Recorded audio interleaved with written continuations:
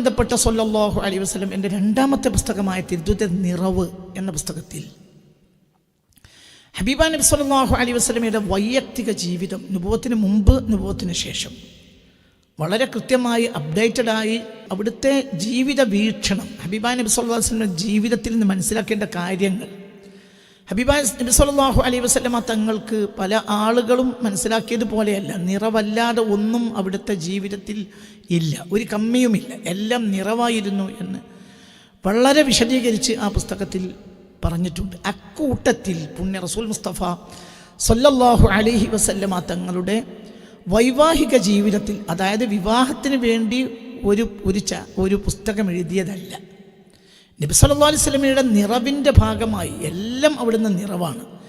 നുബുവത്തിന് മുമ്പും നിറവാണ്, നുബുവത്തിന് ശേഷവും നിറവാണ്. നിറവല്ലാതെ ഒന്നും പുണ്യ റസൂലുള്ളാഹി തങ്ങളുടെ ജീവിതത്തിലില്ല. അവർ സമ്പൂർണ്ണമായി അൽ ഇൻസാനുൽ കാമിൽ, ഹബീബ നബി സല്ലല്ലാഹു അലൈഹി വസല്ലമ സമ്പൂർണ്ണ മനുഷ്യനാണ്. പൂർണ്ണൻ എന്ന് പറഞ്ഞാൽ പൂർണ്ണൻ. ഇനി ഒരു സൃഷ്ടിക്ക് അതിനപ്പുറത്ത് പൂർണ്ണനാകാൻ കഴിയില്ല.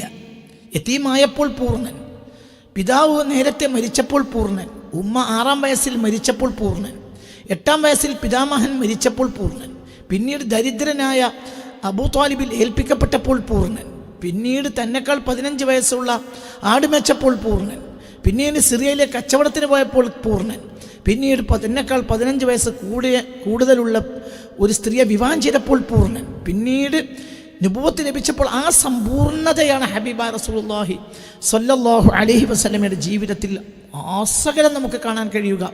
ഒരാൾക്കും ഒരു മുട്ടുസൂചിയുടെ മുനയുള്ള അളവിൽ പോലും ഹബീബ നബി സല്ലല്ലാഹു അലൈഹി വസല്ലമ തങ്ങളുടെ ജീവിതത്തിൽ ഒരു മൈന്യൂട്ട് പോയിന്റിൽ ഒരു കമ്മി കണ്ടെത്താൻ കഴിയില്ല എന്ന് അതിമനോഹരമായി വളരെ ചെറുതാണെങ്കിലും ആ പുസ്തകത്തിൽ വിശദീകരിച്ചിട്ടുണ്ട്.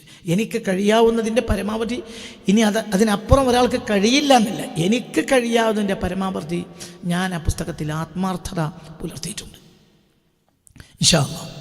അതേ സമയത്ത് കൂട്ടം വിശദീകരിക്കുന്ന കൂട്ടത്തിൽ പുണ്യ നബി സല്ലല്ലാഹു അലൈഹി വസല്ലമയുടെ വൈവാഹിക ജീവിതം, സൗദ ബീവിയെ കല്യാണം കഴിച്ചത്, ആയിഷ ബീവിയെ കല്യാണം കഴിച്ചത്, സൊഫിയ ബീവിയെ കല്യാണം കഴിച്ചത്, ഉമ്മു ഹബീബ ബീവിയെ കല്യാണം കഴിച്ചത്, സൈനബ് ബിൻത് ജഹ്ഷിനെ കല്യാണം കഴിച്ചത്, റളിയല്ലാഹു അൻഹും കുല്ലി വാഹിദിൻ മിൻഹും അജ്മഈൻ. ഇങ്ങനെ ഓരോരുത്തര മഹദികളെയും കല്യാണം കഴിച്ചപ്പോൾ അതിൻ്റെ പിന്നിലുള്ള സാഹചര്യം, ചിലപ്പോൾ അവരുടെ വിവാഹപ്രായം, ഇങ്ങനെ എല്ലാ കാര്യങ്ങളും എനിക്ക് കഴിയാവുന്ന വിധത്തിൽ ഞാൻ അവിടെ വിശദീകരിച്ചിട്ടുണ്ട്. അത് സംബന്ധമായിട്ടാണ് ആയിഷ ബിബി റളിയല്ലാഹു അൻഹയുടെ വിവാഹപ്രായത്തിൽ ചില പണ്ഡിത വീക്ഷണങ്ങൾക്ക് എതിരായി മറ്റു ചില പണ്ഡിത വീക്ഷണങ്ങളെയും തിരഞ്ഞെടുത്തുകൊണ്ടുള്ള, ഇതിപ്പോൾ തുടക്കത്തിൽ പറയാനുള്ള കാര്യം, ഇതെല്ലാം അഹ്ലുസുന്നയുടെ പണ്ഡിത വീക്ഷണങ്ങൾ തന്നെയാണ്, എൻ്റെ ഒരു അഭിപ്രായമല്ല. ഞാൻ കാര്യങ്ങളെ മനസ്സിലാക്കാൻ വേണ്ടി വിശദമായി പഠനങ്ങൾ നടത്തും എന്നല്ലാതെ ഒരിക്കലും ഒരു ഹദീത്തോ ഒരു കാര്യമോ ഞാൻ എൻ്റെ ഒരു അഭിപ്രായം പറയില്ല. പിന്നെ ഒരു വീക്ഷണം കിട്ടുമ്പോൾ സ്വാഭാവികമായും ആ വീക്ഷണം വരുന്ന വ്യക്തി, അവർ ജീവിച്ച കാലഘട്ടം ഏതാണ്, അവരുടെ ഏജ്, അവരുടെ വീക്ഷണം, അവരുടെ മതപരമായ വീക്ഷണം, അവർ ഷിയയാണോ സുന്നിയാണോ എന്ന് ഇങ്ങനെ പരിശോധിച്ച് എല്ലാം കൃത്യമായി അഹ്ലുസുന്നയുടെ പണ്ഡിതന്മാർ, ഇതൊക്കെ അവർ മദ്ഹബുകൾ ഇതൊക്കെ നമ്മൾ 4-ൽ ഒരു മദ്ഹബിൽ ഒതുങ്ങുന്ന, 2-ൽ ഒരു അഖീദ വീക്ഷണത്തിൽ ഒതുങ്ങുന്ന പണ്ഡിതന്മാരെ മാത്രമാണ് ഞാൻ പണ്ഡിതന്മാർ എന്ന നിലയിൽ ഉദ്ധരിക്കാറുള്ളത്. ഇതൊക്കെ പണ്ഡിത വീക്ഷണങ്ങൾ മാത്രമാണ്.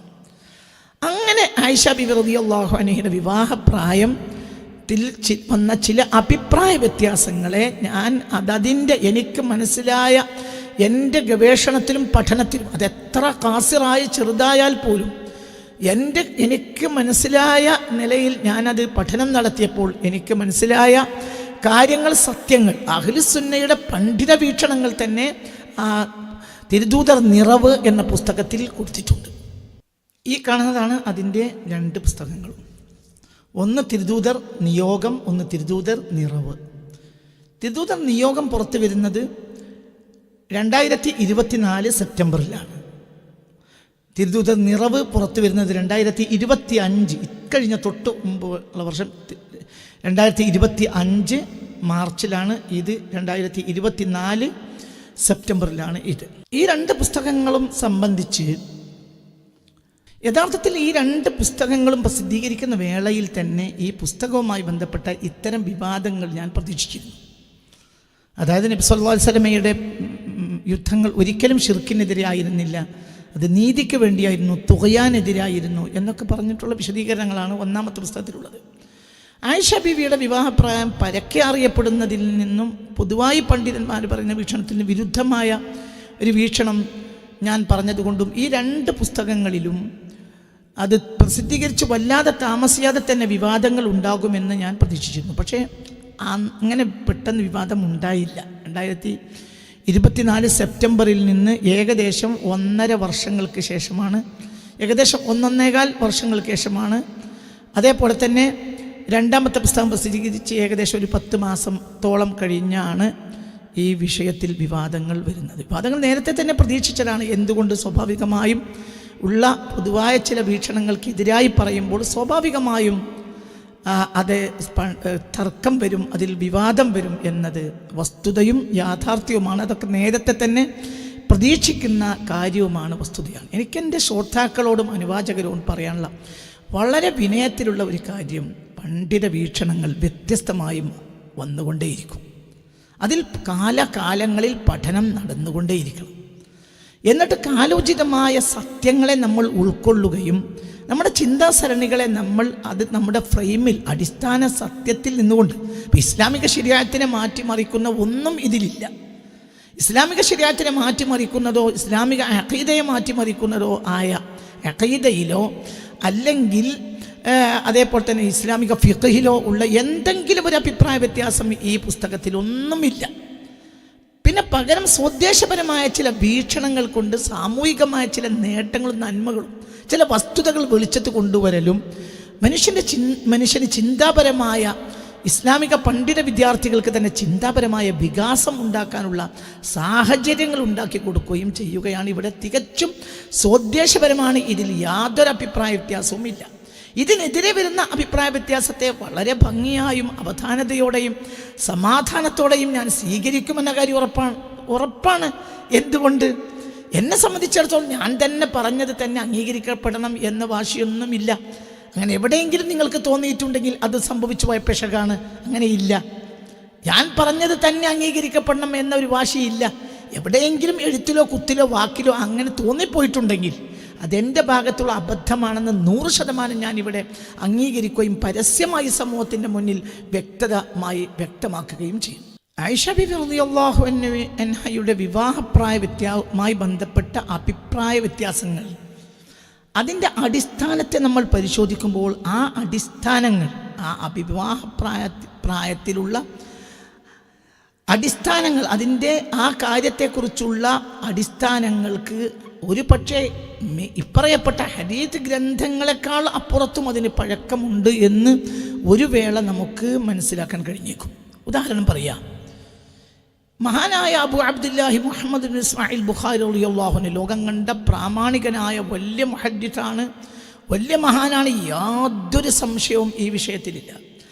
ആ മഹാനേക്കാളും നേരത്തെ ജീവിച്ച ആളാണ് ബഹുമാനപ്പെട്ട മഹാനായ ഇബ്നു ഹിഷാം റളിയല്ലാഹു അൻഹു. ഇമാം ബുഖാരി റളിയല്ലാഹു അൻഹുവിൻ്റെ ജനനം AD 810 അതിനു മുമ്പ് ജനിക്കുകയും ജീവിക്കുകയും ചെയ്ത മഹാനാണ് ഇബ്നു ഹിഷാം റളിയല്ലാഹു അൻഹു. നേരത്തെ ജനിച്ച് നേരത്തെ ജീവിതം തുടങ്ങിയ ആളാണ് മഹാനവറുകൾ. അല്പം സമകാലികനാണെങ്കിലും ബഹുമാനപ്പെട്ട ഇബ്നു ഹിഷാം റളിയല്ലാഹു അൻഹു അതിനേക്കാൾ നേരത്തെ ജനിച്ച് ജീവിതം തുടങ്ങിയ പഠനം തുടങ്ങിയ വ്യക്തിയാണ്. ബഹുമാനപ്പെട്ട ഇബ്നു ഹിഷാം റളിയല്ലാഹു അൻഹുവിൻ്റെ താരീഖിൻ്റെ ഗ്രന്ഥം തന്നെ AD 799 വഫാത്തായ സിയാദ് ബിൻ അബ്ദുല്ലാഹിൽ ബുഖാഇ റളിയല്ലാഹു അൻഹുവിൻ്റെ ചരിത്ര ഗ്രന്ഥത്തെ ആസ്പദമാക്കി വന്നതാണ് ബഹുമാനപ്പെട്ട ഇബ്നു ഹിഷാമിൻ്റെ താരീഖ്. അതായത് സിയാദ് ബിൻ അബ്ദുല്ലാഹിൽ ബുഖാഇ 799 വഫാത്താവുന്നത്. സിയാദ് ബിൻ അബ്ദുല്ലാഹിൽ ബുഖാഇ റളിയല്ലാഹു അൻഹുവിൻ്റെ വീക്ഷണം അനുസരിച്ചും അതിനെ തുടർന്ന് ഗ്രന്ഥരചന നടത്തിയ മഹാനായ ഇബ്നു ഹിഷാം റളിയല്ലാഹു അൻഹുവിൻ്റെ വീക്ഷണം അനുസരിച്ചും ആയിഷ ബിബി റളിയല്ലാഹു അൻഹ ഇസ്ലാമിൻ്റെ ആദ്യ കാലഘട്ടത്തിൽ തന്നെ ഒന്നാം കാലത്ത് തന്നെ വിശ്വസിച്ച മഹദികളിൽ ഒരാളാണ്. ബഹുമാനപ്പെട്ട ഇബ്നു ഹിഷാം റളിയല്ലാഹു അൻഹു തന്നെ സിയാദ് ബിൻ അബ്ദുല്ലാഹിൽ ബുഖാഇ റളിയല്ലാഹു അൻഹുമ അവർ ഇത് റിപ്പോർട്ട് ചെയ്യുന്നത് ബഹുമാനപ്പെട്ട ഇബ്നു ഇസ്ഹാഖിൽ നിന്നാണ് റളിയല്ലാഹു അൻഹു. ഇബ്നു ഇസ്ഹാഖ് റളിയല്ലാഹു അൻഹു പ്രാമാണികനായ താരീഖിയുമാണ്, പണ്ഡിതനുമാണ് എന്ന കാര്യത്തിൽ ലോക ചരിത്രത്തിൽ തർക്കമില്ല. എന്തുകൊണ്ട്? അവർ വ്യക്തമായും അവരുടെ മഹത്വങ്ങൾ, ഒന്ന് ഇബ്നു ഇസ്ഹാഖ് റളിയല്ലാഹു അൻഹു താബിഈങ്ങളിൽപ്പെട്ട പ്രധാനിയാണ്, 1, 2 മദീനക്കാരനാണ്, 3 മഹാനായ അനസ് ബിൻ മാലിക് റളിയല്ലാഹു അൻഹുവിൻ്റെ മുത്ത് മുഹമ്മദ് മുസ്തഫ സ്വല്ലല്ലാഹു അലൈഹി വസല്ലമ തങ്ങളുടെ മദീന ജീവിതകാലത്ത് അവിടുത്തെ ഖാദിമായിരുന്ന മഹാനായ അനസ് ബിൻ മാലിക് റളിയല്ലാഹു അൻഹുവിൻ്റെ വർഷങ്ങളോളമുള്ള ശിഷ്യൻ, നേരിട്ട് ശിഷ്യൻ, അതായത് അനസ് റളിയല്ലാഹു അൻഹു ലോകം കണ്ട ഹബീബിൻ്റെ സ്വല്ലല്ലാഹു അലൈഹി വസല്ലം ഖാദിമായ ലോകം കണ്ട മഹാനായ അനസ് ബിൻ മാലിക് റളിയല്ലാഹു അൻഹുവിൻ്റെ വർഷങ്ങളോളമുള്ള ശിഷ്യനാണ് മഹാനായ ഇബ്നു ഇസ്ഹാഖ് റളിയല്ലാഹു അൻഹു. മഹാനായ ഇബ്നു ഇസ്ഹാഖ് റളിയല്ലാഹു അൻഹു വഫാത്താകുന്നത് ജനിക്കുന്നത് ഹിജ്റ 80-ലാണ്. അതേ സമയത്ത് അനസ് മദീനയിൽ ജനിക്കുന്നു. ഇബ്നു ഇസ്ഹാഖ് റളിയല്ലാഹു അൻഹു ഹിജ്റ 80-ൽ മദീനയിൽ ജനിക്കുന്നു. അനസ് റളിയല്ലാഹു അൻഹു ഹിജ്റ 93-ൽ മദീനയിൽ മരിക്കുന്നു.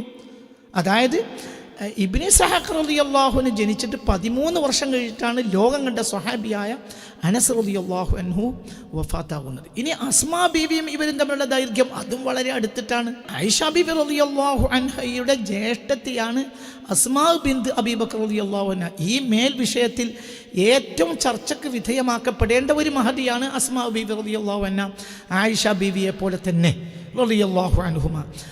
അസ്മാ ബീവി റളിയല്ലാഹു അൻഹ വഫാത്താകുന്നത് ഹിജ്റ 73-ലാണ്. അതിൻ്റെ 7-ാം കൊല്ലം മഹാനായ ഇബ്നു ഇസ്ഹാഖ് റളിയല്ലാഹു അൻഹു ജനിക്കുന്നുണ്ട്.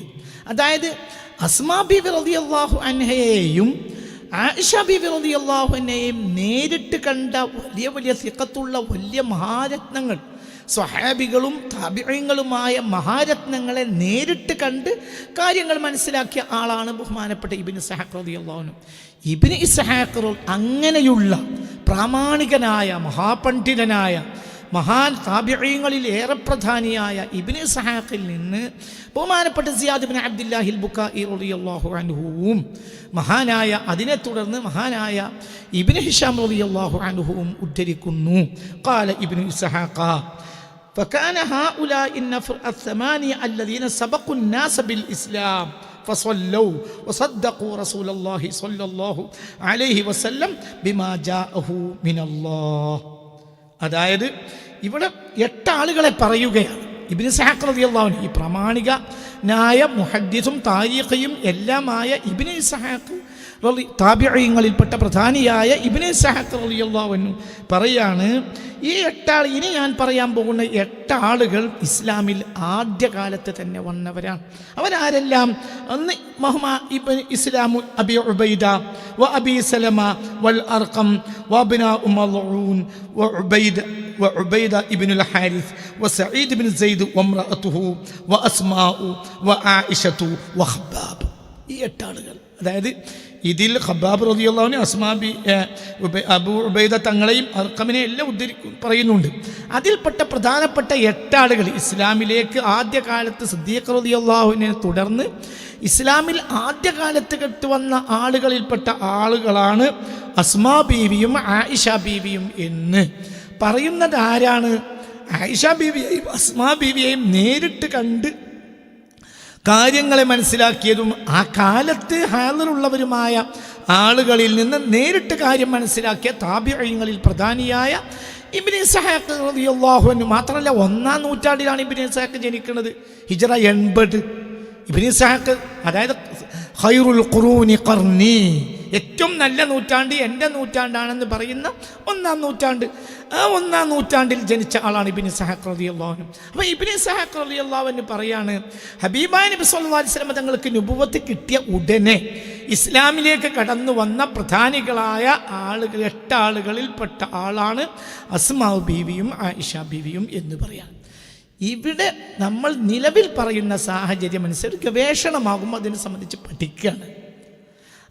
ആ ഗവേഷണം നമുക്ക് ഒരുപാട് കാര്യങ്ങൾ മനസ്സിലാവും. അതിൽപ്പെട്ട വിഷയമാണ് പറയുന്നത്.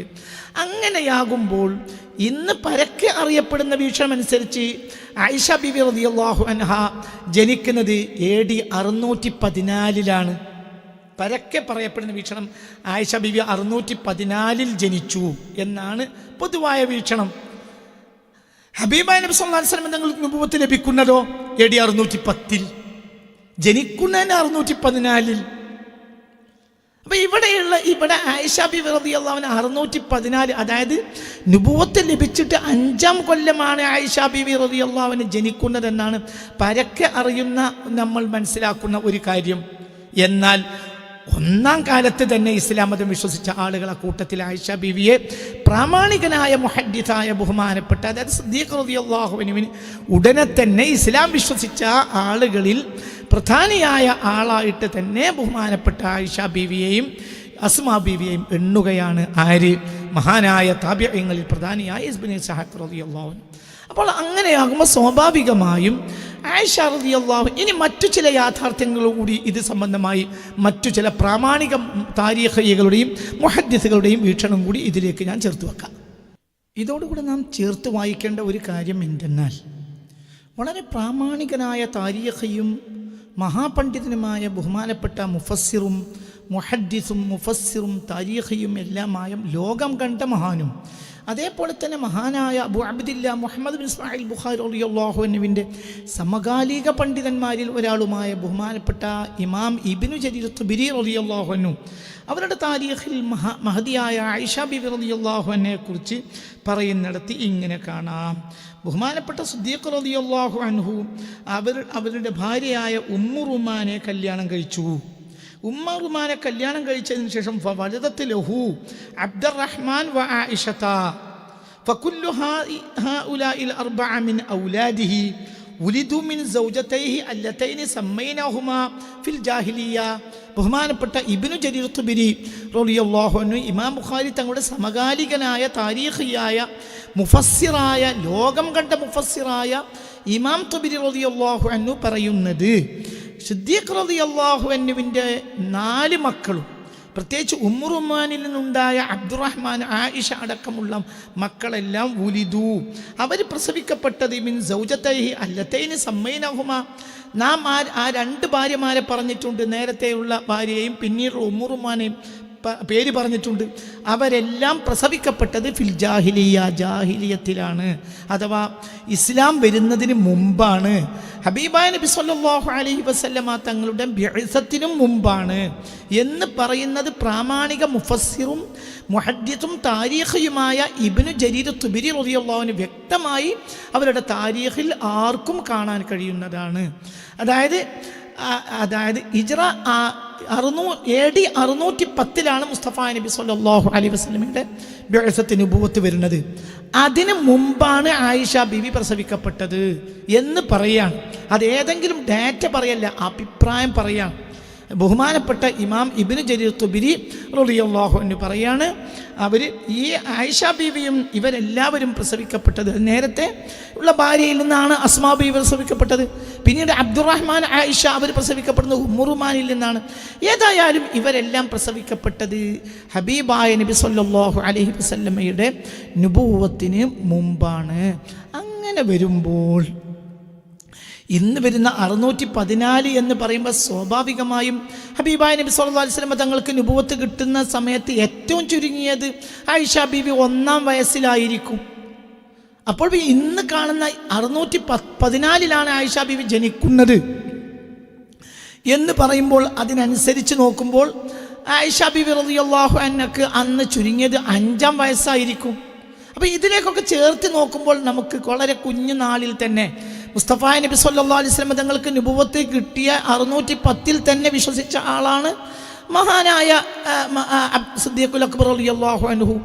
അതിനെ തുടർന്ന് വിശ്വസിച്ച മഹാന്മാർ ആ കൂട്ടത്തിൽ എണ്ണുകയാണെങ്കിൽ ആ കൂട്ടത്തിൽ ആയിഷ ബീവിയെ എണ്ണാം എന്ന് ബഹുമാനപ്പെട്ട ഇബ്നു ഇസ്ഹാഖിൽ നിന്ന് ഉദ്ധരിക്കുന്ന ഇതും ബഹുമാനപ്പെട്ട ഇബ്നു ജരീർ തുബരി തങ്ങൾ തമ്മിൽ ഉദ്ധരിക്കുന്നതും ചേർത്ത് വെക്കുമ്പോൾ ആയിഷ ബീവി റളിയല്ലാഹു അൻഹ കുറച്ച് നേരത്തെ ജനിച്ചിട്ടുണ്ട് എന്ന് ഒരു ഗവേഷകന വിദ്യാർത്ഥിക്ക്, ഒരു പഠിക്കുന്ന വിദ്യാർത്ഥിക്ക് മനസ്സിലാക്കുക എളുപ്പമുള്ള കാര്യമാണ്. ഇതിലേക്ക് ചേർത്ത് വെക്കേണ്ട മറ്റൊരു ഗവേഷണ കണ്ടന്റ് എന്തെന്നാൽ, നമ്മളിപ്പോൾ കാര്യങ്ങൾ പഠിക്കുമ്പോൾ നമുക്ക് മനസ്സിലാകുന്ന മറ്റൊരു കാര്യം എന്തെന്നാൽ, ആയിഷ ബീവിയുടെ ജ്യേഷ്ഠത്തിയായ അസ്മാ ബീബി റളിയല്ലാഹു അൻഹ ആയിഷ ബീവിയുടെ ഉമ്മാടെ കുട്ടിയല്ല, വേറൊരു ഉമ്മാടെ കുട്ടിയാണ്. അവർ അതിന് ശേഷമാണ് പിന്നെ ആയിഷ ബീവിയുടെ ഉമ്മയായ ഉമ്മു റുമാനെ സിദ്ദീഖുൽ അക്ബർ റളിയല്ലാഹു അൻഹു കല്യാണം കഴിക്കുന്നത്. അപ്പോൾ ആയിഷ ബീവിയുടെ ജ്യേഷ്ഠത്തിയായ അസ്മാ ബീബി റളിയല്ലാഹു അൻഹയും ആയിഷ ബീവിയും തമ്മിൽ 10 വയസ്സിൻ്റെ വ്യത്യാസമാണുള്ളത് എന്ന കാര്യം ലോകത്തെ താരീഖികളെല്ലാം, ഏകദേശ താരീഖികളെല്ലാം വ്യക്തമായി പറഞ്ഞ ഒരു യാഥാർത്ഥ്യമാണ്. ഉദാഹരണം പറയാം, പലരും ഈ വിഷയം പറഞ്ഞിട്ടുണ്ട്, പല താരീഖികളും ഈ കാര്യം പറഞ്ഞിട്ട് അവരൊക്കെ പ്രാമാണികരായ ആളുകളുമാണ്. കാരണം വിഷയങ്ങളും വർഷങ്ങളിലും അഭിപ്രായം, അത് താരീഖിയല്ലേ, പല വിഷയങ്ങളും നമ്മൾ താരീഖികളെ എടുക്കാറുണ്ടല്ലോ. ഹദീസുകളിൽ വ്യക്തമായി കണ്ടതിന് പോലും നേരെ എതിരായിട്ട് താരീഖിൻ്റെ അഭിപ്രായം സ്വീകരിച്ച വിഷയങ്ങളുണ്ടല്ലോ. ഞാൻ പിന്നീട് പറയാം. അങ്ങനെയുണ്ടല്ലോ, പലപ്പോഴും അങ്ങനെയുണ്ട്. എന്തുകൊണ്ട്? ചില വിഷയങ്ങളിൽ പ്രാമാണികൻ താരീഖിയായിരിക്കും. ഇവരൊക്കെ ലോകത്ത് കള്ളം പറയാത്ത വളരെ സത്യസന്ധരായി അറിയപ്പെട്ട താരീഖികളാണ് എന്ന കാര്യത്തിൽ സുവിദിതമായ വസ്തുതയുമാണത്. അങ്ങനെ അവരെ തള്ളിക്കളയാൻ പറ്റില്ല. അങ്ങനെ ബഹുമാനപ്പെട്ട താരീഖികളിൽപ്പെട്ട പ്രധാനികളായ ആളുകൾ, ഉദാഹരണം ഹാഫിദ് ഇബ്നു കസീറിനെ പോലെ, ബഹുമാനപ്പെട്ട ഇമാം ദഹബിയെ പോലെ, വേറെയും ധാരാളം ആളുകളെ ഈ വിഷയത്തിൽ കാണാൻ കഴിയും. അവരെല്ലാം പറയുന്നത് അസ്മാ ബീവി അസന്നു മിൻ ആയിഷ ബിഅശ്രി സനവാത്ത്. അതായത് ആയിഷ ബീവി റളിയല്ലാഹു അൻഹയും സിയറു അഅലാമിൻ നുബലായിൽ ഇതേ അഭിപ്രായം വിവിധങ്ങളായ സ്ഥലത്ത് ഇമാം ദഹബി പറയുന്നുണ്ട്. ഹിയ അസന്നു കാനത്ത് അസന്ന മിൻ ആയിഷത ബിബിഅശ്റ സന. 10 ചില്ലാനം വയസ്സാണ് കൂടുതലുള്ളത്. ആർക്ക്? ആയിഷ ബീവിയും അസ്മാ ബീവിയും. അസന്ന വയസ്സ് കൂടുതലാണ് അസ്മാ ബീവിക്ക്, നേരത്തെയുള്ള ഉമ്മയിൽ നിന്ന് പ്രസവിക്കപ്പെട്ടതാണ്.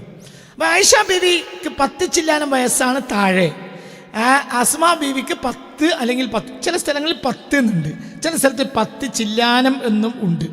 ഉദാഹരണം പറയാം, കാനത്ത് അസ്മാ അക്ബറ മിൻ ആയിഷ, കാനത്ത് അസ്മാഉ അക്ബറ മിൻ ആയിഷ ബിഅശ്രീൻ. അസ്മാ ബിൻത് അബീ ബക്കർ റളിയല്ലാഹു അൻഹ ആയിഷ ബീവിയുമായി 10 വയസ്സിൻ്റെ വ്യത്യാസമാണുള്ളത്. ഇമാം ദഹബിയുടെ വീക്ഷണം ഇതാണ്. ഇമാം ദഹബി പറയുന്നത് പല സ്ഥലങ്ങളിലും സിയറിൽ ഇത് കാണാം. അതേപോലെ തന്നെ ഈ ഹാഫിദ് ഇബ്നു കസീർ തൻ്റെ അൽ ബിദായത്ത് വന്നിഹായിൽ പറയുന്നത് കാണാം, അസ്മാ ബീവി അക്ബറു മിൻ ഉഖ്തിഹാ ആയിഷ ബിഅശ്രി സിനീൻ.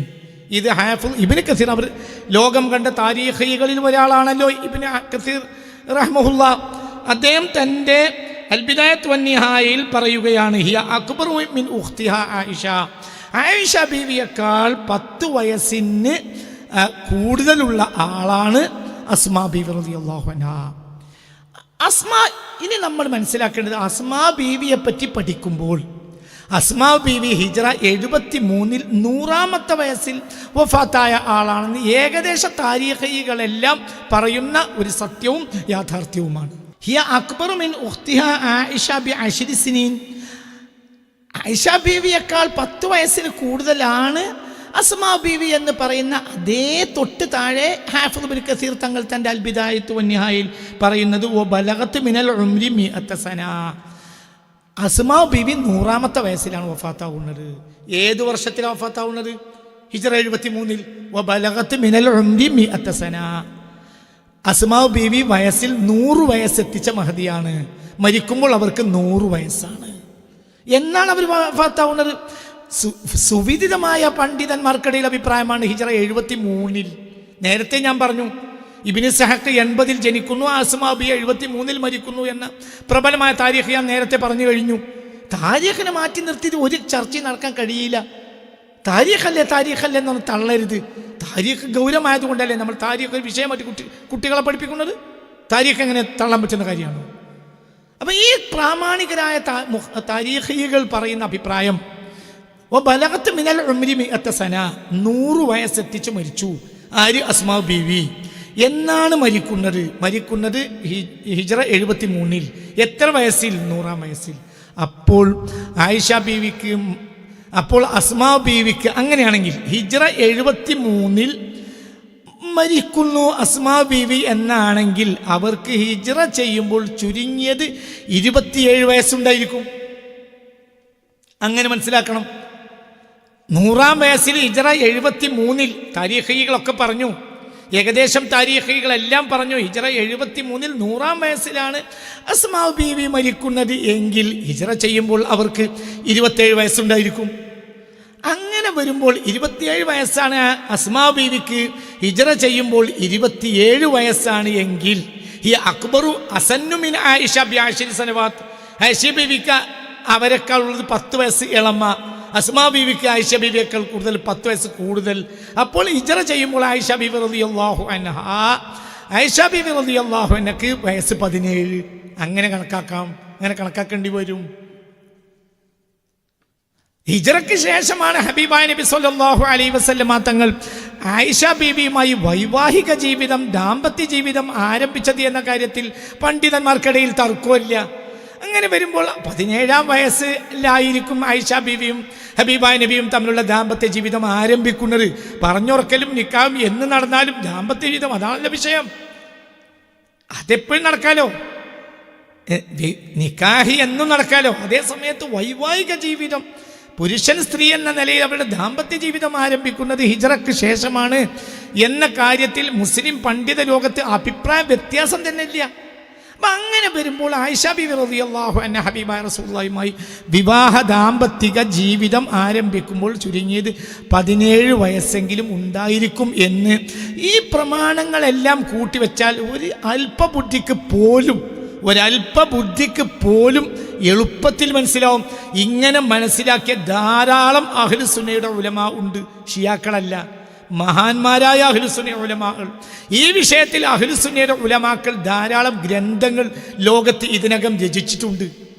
അങ്ങനെയൊക്കെ അഭിപ്രായങ്ങളുണ്ട്. അപ്പോൾ ഒരു ഗവേഷണം നടക്കുക എന്നാൽ എന്താണ്? ഗവേഷണം നടക്കൽ സ്വാഭാവികമായും ഒരു വിജ്ഞാനവും ഇരുമ്പൊലക്കല്ല, അതിലിനിയും പഠിക്കണം. ഇനി ഇതിൽ പഠിക്കുന്നത് കൊണ്ട് വല്ല പ്രശ്നമുണ്ടോ? ഒന്നുമില്ല. ഇതിൽ ഇസ്ലാമിക ശരീഅത്തിനെ മാറ്റി തിരുത്തേണ്ട വല്ല വിഷയമുണ്ടോ? ഇല്ല. ഇസ്ലാമിലെ അഖീദയിൽ മാറ്റി തിരുത്തേണ്ട വല്ല വിഷയമുണ്ടോ? ഒന്നുമില്ല. ഇതിൽ ഒരു വാതിൽ അടക്കൽ നടന്നിട്ടേ ഇല്ല. ഇത് ഇസ്ലാമിക ഫിഖ്ഹിനെയോ ഇസ്ലാമിക അഖീദയെയോ ഇസ്ലാമിക ഉസൂലിനെയോ മാറ്റിമറിക്കുന്ന എന്തെങ്കിലും ഇതിലുണ്ടോ? ഒന്നുമില്ല. ഇനി നബിയുടെ വൈവാഹിക ജീവിതം, ഈ വൈവാഹിക ജീവിതം നുബുവത്തിന് ഹിജ്റക്ക് മുമ്പെന്തായാലും എന്ത്, പിമ്പെന്തായാലും എന്ത്, ഏതഭിപ്രായ പ്രകാരം. ഇനി ആയിഷ ബീവി റളിയല്ലാഹു അൻഹാക്ക് വിവാഹിതയാകുമ്പോൾ ആയിഷ ബീവി റളിയല്ലാഹു അൻഹക്ക് 9 വയസ്സാണ്, അംഗീകരിക്കുന്നു. അങ്ങനെ അഭിപ്രായമുണ്ട്. വലിയൊരു വിഭാഗം പണ്ഡിതന്മാർ അങ്ങനെ അഭിപ്രായപ്പെട്ടിട്ടുണ്ട്. അവിടെയും ഇസ്ലാമിന് വല്ല പ്രശ്നമുണ്ടോ? ഒന്നുമില്ല. എന്തുകൊണ്ട്? ഒരു പെണ്ണിനെ സംബന്ധിച്ചിടത്തോളം പെൺകുട്ടി, പെണ്ണ്, ഇതിൽ വ്യത്യാസമുണ്ട്. എന്താണ് ഈ പെൺകുട്ടി, എന്താണ് പെണ്ണ്? ഋതുമതിയാകുന്നതോടുകൂടി പെണ്ണായി, അതിനും പെൺകുട്ടിയാണ്. അതായത് ഹൈള് വന്നു കഴിഞ്ഞാൽ ഒരു പുരുഷനെ പ്രാപിക്കാൻ സാധ്യത ഒരു പെണ്ണിന് വരിക എന്നതാണ്.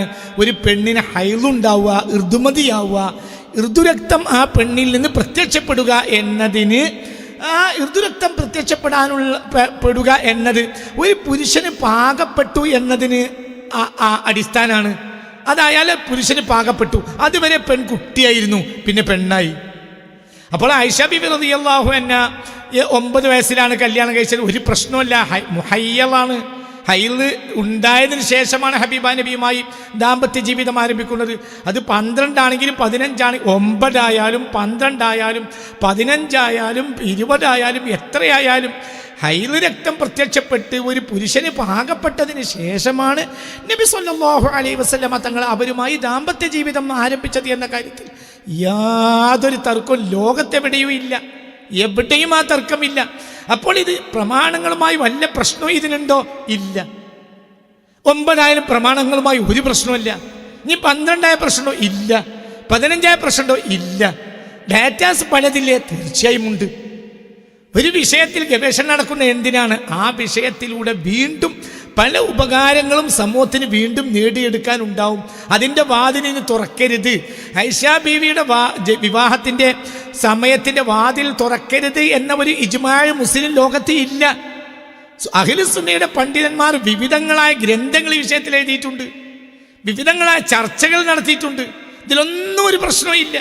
ഇത് സംബന്ധമായി സ്വഹീഹുൽ ബുഖാരിയിൽ വന്ന റിപ്പോർട്ട് ഇങ്ങനെയാണ്: ഹദ്ദസനാ മുഅല്ല ഇബ്നു അസദിൻ حدثنا وهيب عن هشام بن عروة عن أبيه عن عائشة رضي الله عنها أن النبي صلى الله عليه وسلم تزوجها وهي بنت 6 سنين وبنى بها وهي بنت 9 سنين. قال هشام وأنبئت أنها كانت عنده صلى الله عليه وسلم 9 سنين. എന്താണ് ബഹുമാനപ്പെട്ട ഇമാം ബുഖാരി തങ്ങൾ പറയുന്നത്? ഹദസന മുഅല്ല ഇബ്നു അസദ്, വളരെ ചെയിൻ ഓഫ് ദി ഹദീസിൻ്റെ സനദ് വിശദീകരിച്ചതിന് ശേഷം അൻ ആയിഷത അന്ന നബിയ സല്ലല്ലാഹു അലൈഹി വസല്ലം, ഹബീബായ നബി സല്ലല്ലാഹു അലൈഹി വസല്ലം തസവ്വജഹ, ആയിഷ ബീബിയെ കല്യാണം കഴിച്ചു. വഹിയ ബിൻത് 6 സിനീൻ, അവർക്ക് അന്ന് 6 വയസ്സാണ്. അഥവാ നിക്കാഹ്, വിവാഹിതയായി ആയിഷ ബീബിയുമായി വിവാഹിതയാവുന്നത് അവർക്ക് അന്ന് 6 വയസ്സാണ്. എന്നാൽ അവരുടെ വൈവാഹിക, ഒരൊറ്റ മുറിയിൽ ഭാര്യ ഭർത്താവ് ഒരുമിച്ച് കൂടി അവർ വൈവാഹിക ദാമ്പത്യ ബന്ധം ആരംഭിക്കുമ്പോൾ, ജീവിതം ആരംഭിക്കുമ്പോൾ ഹബീബായ നബി സല്ലല്ലാഹു അലൈഹി വസല്ലമ തങ്ങൾ ആയിഷ ബീവിയുമായി ദാമ്പത്യ ജീവിതം ആരംഭിക്കുമ്പോൾ അവർക്ക് 9 വയസ്സായിരുന്നു എന്ന്. 9 വയസ്സിൽ ആയിഷ ബീവി റളിയല്ലാഹു അൻഹ ഹബീബായ നബി സല്ലല്ലാഹു അലൈഹി വസല്ലം അടുക്കലുണ്ട് എന്ന് എനിക്ക് വിവരം കിട്ടിയിട്ടുണ്ട്. ആരാ പറയുന്നത്? ഹിഷാം റളിയല്ലാഹു അൻഹു. ഇത് ഉദ്ധരിക്കുകയാണ് ഇമാം ബുഖാരി റളിയല്ലാഹു അൻഹു. 100% സത്യസന്ധമായ, 100% സ്വഹീഹായ ഹദീസാണ്. ബഹുമാനപ്പെട്ട സ്വഹീഹുൽ ബുഖാരിയിൽ ഒരു ഹദീസ് പോലും സ്വഹീഹല്ലാത്ത ഹദീസ് ഇല്ല. ഒരു ദഈഫായ ഹദീസ് സ്വഹീഹുൽ ബുഖാരിയിൽ ഇല്ല. ഈ വിഷയത്തിൽ യാതൊരു അഭിപ്രായ വ്യത്യാസവും എനിക്കില്ല. ഇമാം ബുഖാരി റളിയല്ലാഹു അൻഹുവിന് ഹദീസ് റിപ്പോർട്ടിൽ പിഴച്ചിട്ടുണ്ട് എന്ന വാദം എനിക്കില്ല. അങ്ങനത്തെ ഒരു വാദമില്ല. ഒരു ദഈഫായ ഹദീസ് ആണിത്, ഇല്ല. യാതൊരു അഭിപ്രായ വ്യത്യാസവും ഈ വിഷയത്തിൽ, ഈ ഹദീസ് സ്വഹീഹാണ് എന്ന കാര്യത്തിൽ യാതൊരു അഭിപ്രായ വ്യത്യാസവും ഇല്ല. അതേ സമയത്ത് ഹദീസിനെയൊക്കെ മനസ്സിലാക്കുമ്പോൾ ആ ഹദീസിനെ മനസ്സിലാക്കേണ്ടത് ആ ഹദീസുകളെല്ലാം, അത് ഏത് തരം ഹദീസ് ആയാലും, ഹദീസ് എന്നാൽ കേവലം ആ ഹദീസ് എന്നത് അല്ല യഥാർത്ഥത്തിൽ അറിവ് എന്ന് മനസ്സിലാക്കണം. അതായത് ഇൻഫർമേഷൻസും ഡാറ്റാസും കൃത്യമായി വ്യത്യാസമുണ്ട്. ഇൻഫർമേഷൻസ് വേറെ, ഡാറ്റാസ് വേറെ. ഹദീസുകൾ എന്നാൽ അത് ഡാറ്റാസാണ്. ചിലപ്പോൾ അത് തന്നെ ഇൻഫർമേഷൻ ആവാം, ചിലപ്പോൾ അത് ഇൻഫർമേഷൻ ആവാതെയും ഇരിക്കാം. രണ്ടിനും വ്യത്യാസങ്ങളുണ്ട്, സാധ്യതകളുണ്ട്.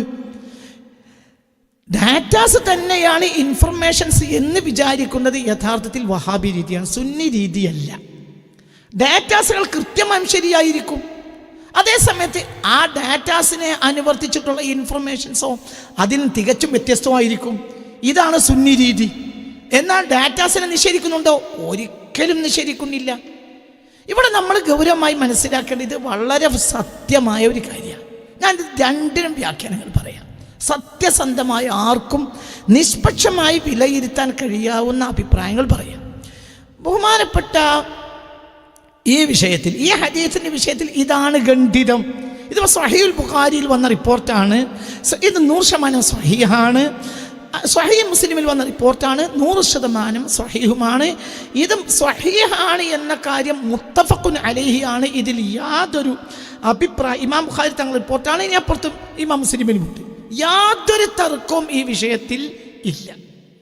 അതേ സമയത്ത് ഇതാണ് ഇൻഫർമേഷൻ എങ്കിൽ, ഇതാണ് ഇൽമ്, ഇതിൽ ഈ വിഷയത്തിലുള്ള അവസാനത്തെ ഖണ്ഡിതമായ വിവരം ഇതാണ് എങ്കിൽ പിന്നെ ഉലമാക്കൾക്കിടയിൽ എങ്ങനെയാണ് തർക്കം ഉണ്ടാവുക? ഉലമാക്കൾ രണ്ടഭിപ്രായം പറയാൻ പാടില്ലല്ലോ. ഉലമാക്കൾ ഈ വിഷയത്തിൽ രണ്ടഭിപ്രായം. അഹ്ലുസുന്നയുടെ ഉലമാക്കൾ, പഴയ ഉലമാക്കളല്ല, പുതിയ ഉലമാക്കൾ, പല നൂറ്റാണ്ടുകളിലും ഈ വിഷയത്തിൽ അഭിപ്രായങ്ങൾ വന്നിട്ടുണ്ട്. അതല്ല, ഈ ഡാറ്റ തന്നെയാണ് ഇൻഫർമേഷൻ എങ്കിൽ, ഡാറ്റയും ഇൻഫർമേഷൻ രണ്ടാണ് എന്ന വിജ്ഞാനം നമ്മൾ ആദ്യമായി മനസ്സിലാക്കണം. ഇത് തന്നെയാണ് ഇൻഫർമേഷൻ, ഇത് തന്നെയാണ് വിജ്ഞാനം എന്നുണ്ടെങ്കിൽ ഇതിൽ പണ്ഡിതന്മാർ ഇത് ഖണ്ഡിതമാവുമല്ലോ. പണ്ഡിതന്മാർ പിന്നെ തർക്കിക്കാൻ പാടില്ലല്ലോ. ആര്? ഷിയാക്കളല്ല, അഹ്ലുസുന്നയുടെ പണ്ഡിതന്മാർ. നിങ്ങൾ നോക്കൂ, ഞാൻ ഒറ്റ ഉദാഹരണം ആദ്യമായി നിങ്ങളോട് പറയാം. ഇന്ന് ലോകം പരക്കെ സുന്നി സൂഫി ലോകം, നവസൂഫി ലോകം പ്രത്യേകിച്ചും പ്രാമാണികനായ ലോകത്ത് അറിയപ്പെടുന്ന ഏറ്റവും പ്രധാനപ്പെട്ട പണ്ഡിതൻ എന്ന് സൂഫികളും ലിബറൽ സൂഫികളും പൊതുവായ സൂഫികളും ലോകത്തെ കോടിക്കണക്കായ മുസ്ലിം സമൂഹവും പ്രാമാണികനായ ആധുനിക പണ്ഡിതൻ എന്ന് പറയപ്പെടുന്ന പണ്ഡിതനല്ല ഡോക്ടർ ഹംസ യൂസുഫ്. ഈ വ്യക്തിയും നമ്മളും തമ്മിൽ ചില്ലറ അഭിപ്രായ വ്യത്യാസമുണ്ട്. അദ്ദേഹം പണ്ഡിതനാണെന്ന കാര്യത്തിൽ യാതൊരു അഭിപ്രായ വ്യത്യാസവും എനിക്കില്ല. അതേ സമയത്ത് അറബ് ലോകത്തെ ഇന്ന് ബാധിച്ചിട്ടുള്ള ഒരു ഇബ്നു തൈമിയ്യൻ ടച്ച്, അത് യാതൊരു ബാരിയറുമില്ലാതെ നേരെ മലയാളക്കരയിലേക്ക് ഇറക്കുമതി ചെയ്യുകയോ അത് മലയാളക്കരയിൽ അവതരിപ്പിക്കുകയോ ചെയ്യരുത് എന്നാണ് എൻ്റെ വീക്ഷണം. അതായത് അറബ് ലോകത്ത് പൊതുവായി ഒരു തരം ഇബ്നു തൈമിയ്യൻ ഭൂതം ബാധിച്ചിട്ടുണ്ട്. അത് ഈ പറയപ്പെട്ട വ്യക്തികളെ എല്ലാവരെയും ബാധിച്ചിട്ടുണ്ട്. അവർ അമേരിക്കയിലെ പണ്ഡിതന്മാരായാലും ആഫ്രിക്കയിലെ പണ്ഡിതന്മാരായാലും അറബ് ലോകവുമായി ബന്ധപ്പെടുന്ന പല പണ്ഡിതന്മാരും ഇന്ന് ഒരുതരം ഇബ്നു തൈമിയ്യൻ വീക്ഷണം അവരെ ബാധിച്ചതുപോലെയുണ്ട്. അതാകട്ടെ ഇബ്നു തൈമിയ്യക്ക് വാതിലടച്ചൊരു ജനതയാണ് നമ്മൾ. ഒരു ബാരിയറുമില്ലാതെ അവരെ അത് അങ്ങനെ തന്നെ ഇവിടെ ഇറക്കുമതി ചെയ്യരുത് എന്നാണ് എൻ്റെ അഭിപ്രായം. ഈ വീക്ഷണം ഇനി സുന്നി നാടുകളിലും അവിടുത്തെ പണ്ഡിതന്മാരിലും മുഴുവനും വരുമ്പോൾ ലോകത്തെ ഏറ്റവും ശുദ്ധമായി നിലനിൽക്കുന്ന ഒരു നാടാണ് മലബാർ. അത് നശിക്കാൻ പാടില്ല. അതുകൊണ്ടാണ് ഒരു ബാരിയറും ഇല്ലാതെ ഇങ്ങോട്ട് കൊണ്ടുവരുതെന്ന് പറഞ്ഞത്. അല്ലാതെ ഡോക്ടർ ഹംസ യൂസുഫിൻ്റെ പാണ്ഡിത്യത്തിലോ അദ്ദേഹത്തിൻ്റെ പ്രതിബദ്ധത്തിലോ എന്നല്ല ലോകത്ത് ഇന്ന് അറിയപ്പെടുന്ന ഏറ്റവും പ്രധാനപ്പെട്ട മുസ്ലിം ലോകത്തെ കോടാനക്കോടി ആളുകൾ അംഗീകരിക്കുന്ന 20 പണ്ഡിതന്മാരിൽ ഒരാളാണ് ലോകത്ത് ഇന്ന് ലോകത്തെ മുസ്ലിം ലോകം അംഗീകരിക്കുന്ന 20 സുന്നി പണ്ഡിതന്മാരിൽ ഒരാളാണ് സാക്ഷാൽ ഡോക്ടർ ഹംസ യൂസുഫ്. ഹംസ യൂസുഫ് ഇത് സംബന്ധമായി പറയുന്ന വാക്കുകൾ കേൾക്കും. I had a woman who came to me and she said, we're in Medina, and she just said, I have a really hard time with Aisha's age. I told her, I said, listen, first of all, there's debate about her age, all right? It's undeniable that Allah chose her to be in that position, whether she was 12 or 16 or 18. There's different narrations. Or whether she was 9, that wasn't a problem for. After her death, he contracted the marriage with the daughter of the Truthful One, also Sauda, and that you'll get khilaf in the Sirah literature. Did he marry Sauda first and then Aisha? But Sauda, he married her. The contract was done with Aisha, but she did not move into his house. She was still very young. There's khilaf about the age, but in al-Bukhari, the hadith from Aisha radhiyallahu anha says that she was 6. If you look in the history books and look at the year she died and how old she was, some of the ulama say that she actually was probably 12. Some say 15, and those are reports. They're just.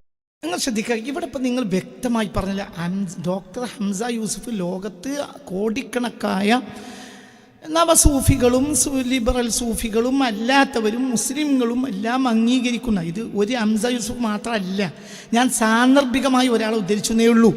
ഇത് ലോകത്ത് അനവധി അഹ്ലു സുന്നയുടെ പണ്ഡിതന്മാരുടെ അഭിപ്രായം. അപ്പോൾ ഇവിടെ ഹംസ യൂസുഫ് പറയുന്നത് നിങ്ങൾ കേട്ടല്ലോ. പല വീക്ഷണങ്ങളും ഈ വിഷയത്തിൽ പണ്ഡിതന്മാർക്കുണ്ട്. നിങ്ങൾ കേട്ടല്ലോ, 12 അഭിപ്രായമുണ്ട്.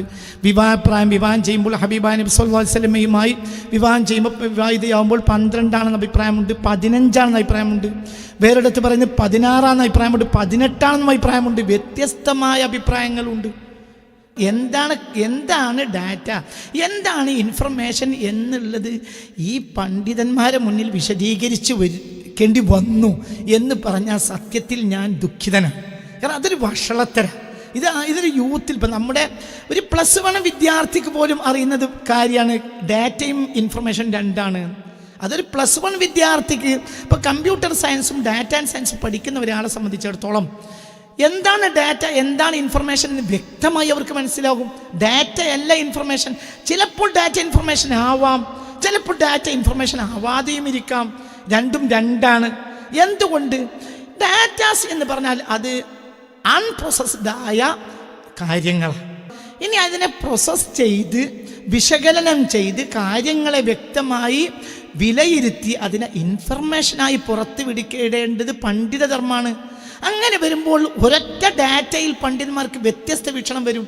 ഡാറ്റ ഒന്ന് എന്നാൽ ഇൻഫർമേഷൻ ഒന്നാകാം, രണ്ടാകാം, മൂന്നാകാം, നാലാകാം, അതിന് കൂടുതലുണ്ടാകാം. ഡാറ്റ എപ്പോഴും ഒന്നായിരിക്കും. ഡാറ്റ അല്ല ഇൻഫർമേഷൻ, ഹദീസ് അല്ല ഇൻഫർമേഷൻ. ഹദീസാണ് ഇൻഫർമേഷൻ എന്ന് പറയുന്നത് വഹാബികളാണ്.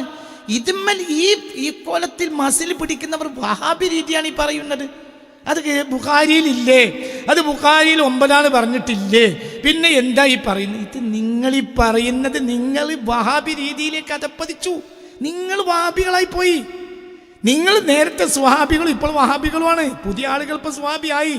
നേരത്തെ സുന്യാന്ന് പറഞ്ഞാൽ ഇപ്പോൾ സ്വഹാബിയായി. നേരത്തെ സ്വഹാബിയായവർ ഇപ്പോൾ വഹാബിയായി. നിങ്ങളാണ് നിങ്ങൾക്കാണ് മന്ദം, നിങ്ങളെ കാലിലാണ്, എൻ്റെ കാലിലല്ല. നിങ്ങളാണ് വഹാബികൾ. എന്തുകൊണ്ട്? ഡാറ്റാസാണ് ഇൻഫർമേഷൻ എന്ന് പറയുന്നത് വഹാബികളാണ്, സുന്നികളല്ല.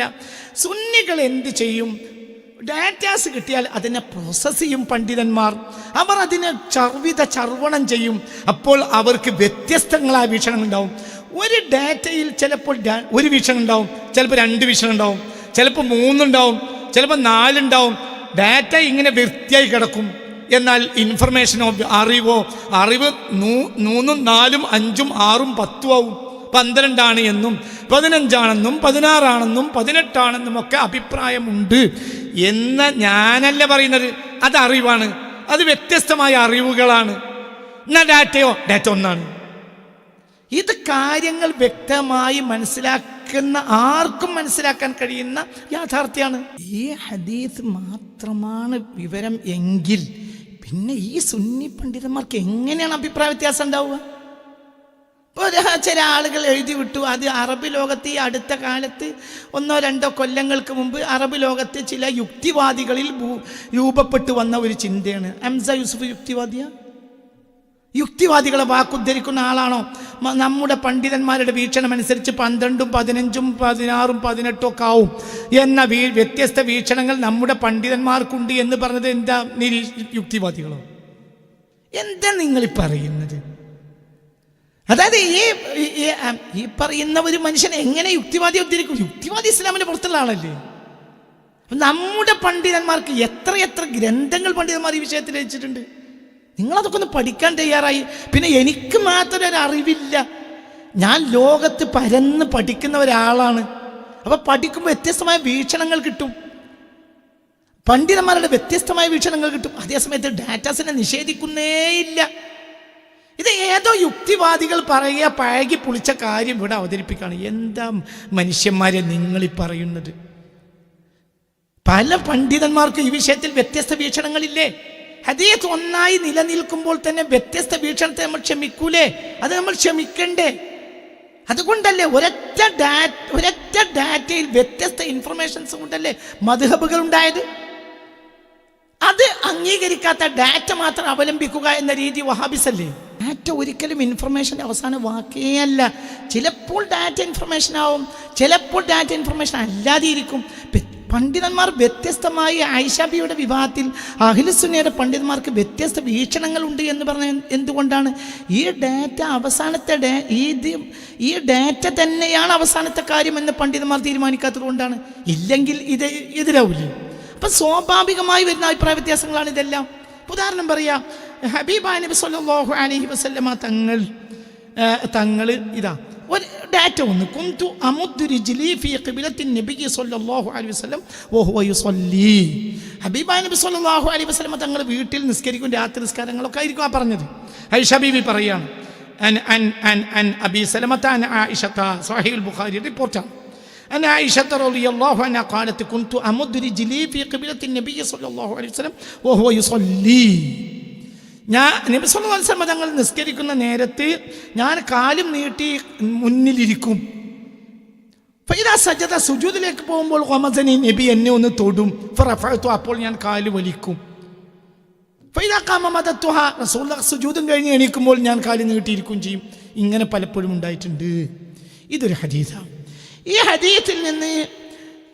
ഹദീസിൽ നിന്ന് ഇമാം അബൂ ഹനീഫത്ത് നുഅ്മാൻ റളിയല്ലാഹു അൻഹു ലക്ഷ്യം പിടിച്ചിട്ടുള്ളത് ഈ ഹദീസിൽ നിന്ന് ബഹുമാനപ്പെട്ട ലോകം കണ്ട ഇത് വളരെ സ്വഹീഹ് ഹദീസാണ്. ഇമാം അബൂ ഹനീഫത്ത് നുഅ്മാൻ റളിയല്ലാഹു അൻഹു ലക്ഷ്യം പിടിച്ചിട്ടുള്ളത് പെണ്ണിനെ തൊട്ടാൽ ഉളു മുറിയില്ല എന്ന് മറ്റു പല കാര്യങ്ങളും അവർക്കതിലുണ്ടായിരിക്കും.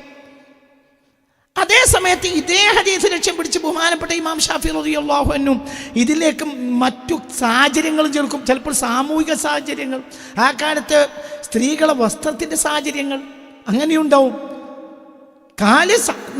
കാര്യം നടന്നു എന്ന കാര്യത്തിൽ യാതൊരു അഭിപ്രായ വ്യത്യാസമില്ല. ഹദീസ് രണ്ടാക്കും സ്വഹീഹാണ്. എന്നാൽ ഈ വിഷയത്തിൽ ഇമാം ഷാഫി റളിയല്ലാഹു അൻഹുവിന്റെ വീക്ഷണം എന്താ? നബി സല്ലല്ലാഹു അലൈഹി വസല്ലം കാലിൽ തൊട്ടു, അതേ സമയത്ത് പെണ്ണിനെ തൊട്ടാൽ ഉളു മുറിയും. എന്നാൽ നബി വീണ്ടും ഉളു ചെയ്യാൻ നിസ്കരിക്കുകയും ചെയ്യുന്നുണ്ട്. അതെൻ്റെ അക്കാലത്തെ സാമൂഹിക സാഹചര്യങ്ങൾ ഇതിലേക്ക് ചേർക്കും. അക്കാലത്ത് പെണ്ണുങ്ങൾ കാലിൽ കൂടി വസ്ത്രമുണ്ടാകും. പെണ്ണുങ്ങൾക്ക് കാല് തുറന്നിടൂല, കാലിൽ കൂടി വസ്ത്രം ഉണ്ടാവും. അപ്പോൾ ആ വസ്ത്രത്തിൻ്റെ മുകളിലായിരിക്കും ഹബീബാ നബി തൊട്ടിട്ടുണ്ടാവുക. അത്രയേ ഉള്ളൂ. പിന്നെന്താ കാല് വലിച്ചത്? കാലിതൊരു അദബാണ്. ഹബീബാ റസൂലുള്ളാഹിന്റെ മുന്നിൽ നിന്ന് അത് അദബാണ്, ഉളുമുറി എന്നുള്ള പ്രശ്നത്തിലല്ല എന്ന് ഇമാം ഷാഫി റളിയല്ലാഹു അൻഹു പറയും. അതല്ല, തൊട്ടല്ലോ ഒന്നും മുറിയില്ല എന്ന് ബഹുമാനപ്പെട്ട അബൂ ഹനീഫത്ത് നുഅ്മാൻ അൽ കൂഫി തങ്ങൾ പറയും. ഡാറ്റ ഒന്ന്, ഇതിലേക്ക് മറ്റു പലതും അവർ ചേർക്കും. ഒരു ഡാറ്റ രണ്ടാക്കും സ്വഹീഹാണ്, പക്ഷേ ഇൻഫർമേഷൻ രണ്ടാണ്. ഇങ്ങനെ വേറെയും വരും ധാരാളം. കുന്തു അഫ്റുഖുൽ മനിയ മിൻ സൗബി റസൂലില്ലാഹി സ്വല്ലല്ലാഹു അലൈഹി വസല്ലം ഫയുസല്ലി ഫീഹി. ഹബീബായ നബി സല്ലല്ലാഹു അലൈഹി വസല്ലം തങ്ങൾ നിസ്കരിക്കുന്ന വസ്ത്രം, ആ വസ്ത്രത്തിൽ പലപ്പോഴും ഞാൻ ശുക്ലം കണ്ടിട്ടുണ്ട്. ഞാൻ എന്ത് ചെയ്യും? കുന്തു അഫ്റുഖുൽ മനിയ മിൻ സൗബി റസൂലില്ലാഹി സ്വല്ലല്ലാഹു അലൈഹി വസല്ലം, അതിൽ നിന്ന് ഞാൻ ശുക്ലത്തെ ചുരണ്ടിക്കളയും. റസൂൽ നിസ്കരിക്കുകയും ചെയ്യും. ആ വസ്ത്രത്തിൽ ഹബീബായ റസൂൽ നിസ്കരിക്കുകയും ചെയ്യും എന്ന്. ഇതിൽ നിന്ന് ഇതാണ് ഡാറ്റ, പക്ഷേ ഇൻഫർമേഷൻ ഉണ്ട്.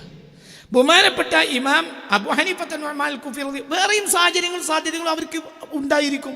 അത് ചിലപ്പോൾ സാമൂഹിക സാഹചര്യമായിരിക്കും, മറ്റു പലതും ഹദീത്തായിരിക്കും, ചിലപ്പോൾ സാമൂഹിക സാഹചര്യങ്ങളായിരിക്കും. നേരത്തെ പറഞ്ഞല്ലോ, അക്കാലത്തെ മദീനയിലെ പെണ്ണുങ്ങളുടെ വസ്ത്രത്തിൻ്റെ സാമൂഹിക സാഹചര്യങ്ങൾ കൂടി ഇതിലേക്ക് ചേർത്തിട്ടുണ്ട് ബഹുമാനപ്പെട്ട ഇമാം ഷാഫി. ഇങ്ങനെ പലതും അതിലേക്ക് ചേർക്കാം. കേവലം ഒരു ഡാറ്റ നോക്കി മാത്രം അവസാനം ഖണ്ഡിതമായ അഭിപ്രായം പണ്ഡിതന്മാർ പറയില്ല. അത് വഹാബി രീതിയാണ്, അത് സുന്നി രീതിയല്ല.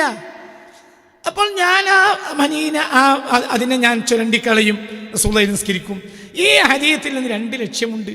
ബഹുമാനപ്പെട്ട അബൂ ഹനീഫത്ത് നുഅ്മാൻ അൽ കൂഫി റളിയല്ലാഹു അൻഹു വീക്ഷണം അനുസരിച്ച് മനി നജസാണ്. ഇതേ ഹദീസിന്റെ വീക്ഷണത്തിൽ ബഹുമാനപ്പെട്ട ഇമാം ശാഫിഈ റളിയല്ലാഹു അൻഹു വീക്ഷണത്തിൽ മനി ത്വാഹിറാണ്. മറ്റു പല ഡാറ്റാസ് ഇതിലേക്ക് അവർ ചേർക്കുന്നുണ്ടായിരിക്കും. അതായത് ഡാറ്റാസ് ഒരിക്കലും ഇൻഫർമേഷൻ്റെ അവസാനമല്ല. ഡാറ്റാസ് മാത്രമാണ് ഇൻഫർമേഷൻ എങ്കിൽ ഒരിക്കലും വ്യത്യസ്തമായ പണ്ഡിത വീക്ഷണങ്ങൾ ഉണ്ടാവില്ല. ഇപ്പം ഒരു പ്രാമാണികനായ ആധുനിക ലോകത്ത് നിങ്ങളിൽ പലരും, ഞാൻ അദ്ദേഹത്തെക്കുറിച്ച് ഇബ്നു തൈമിയ്യയുടെ കാര്യത്തിൽ എതിർപ്പ് പറഞ്ഞപ്പോൾ എല്ലാവരും അല്ലേ എന്നെ വേട്ടയാടിയത്, അത്രയും വലിയ പണ്ഡിതനാണ്. ഈ പണ്ഡിതൻ തന്നെ പറയുകയാണ് എന്ത്, ഈ വിഷയത്തിൽ നമ്മുടെ പണ്ഡിതന്മാർക്ക് വ്യത്യസ്ത വീക്ഷണങ്ങൾ ഉണ്ട്. ഇതേ ഡാറ്റ മാത്രമാണ് അവലംബിക്കുന്നതെങ്കിൽ അങ്ങനെ ഉണ്ടാവില്ല. പല കാര്യങ്ങളും അതിലേക്ക് ചേർക്കാനുണ്ടാവും, പലതും അവർക്ക് വെട്ടാൻ തിരുത്താനുണ്ടായിരിക്കും. അങ്ങനെ അവർ തീരുമാനിക്കുക. വേറെയും ധാരാളമുണ്ട്. പണ്ഡിതന്മാർക്ക് ഒരു വിഷയം പഠിച്ച് പറയാനുള്ള അവസരം നിങ്ങളെല്ലാവരും ഉണ്ടാക്കണം. ഞാൻ ഉദാഹരണം പറയാം, നിങ്ങൾ ചിന്തിക്കാൻ വേണ്ടി പറയാം. നമ്മൾ ഹബീബായ നബി സല്ലല്ലാഹു അലൈഹി വസല്ലമ തങ്ങളുടെ ജന്മദിനം റബീഉൽ അവ്വൽ 12 നമ്മൾ കൊണ്ടാടുന്നത്. മുസ്ലിം ലോകം പൊതുവേയും ഹബീബായ നബി സല്ലല്ലാഹു അലൈഹി വസല്ലമ തങ്ങളുടെ ജന്മദിനത്തിന് പ്രധാനമായി ജന്മദിനാഘോഷം നടത്തുന്ന ദിവസം 12 റബീഉൽ അവ്വൽ 12. എന്നാൽ ഈ വിഷയത്തിൽ പണ്ഡിതന്മാർക്കൊരു ഏകമായ വീക്ഷണമുണ്ടോ? ഇല്ല. റസൂലുള്ളാഹി എന്നാ ജനിച്ചത്? പ്രാമാണിക മുഹദ്ദിഥീങ്ങൾക്ക് വ്യത്യസ്ത അഭിപ്രായമുണ്ട്. പ്രാമാണികരായ ചില മുഹദ്ദിഥീങ്ങൾക്ക് ഹബീബായ റസൂലുള്ളാഹി ജനിച്ചത് റബീഉൽ അവ്വൽ 8 എന്ന അഭിപ്രായമുണ്ട്.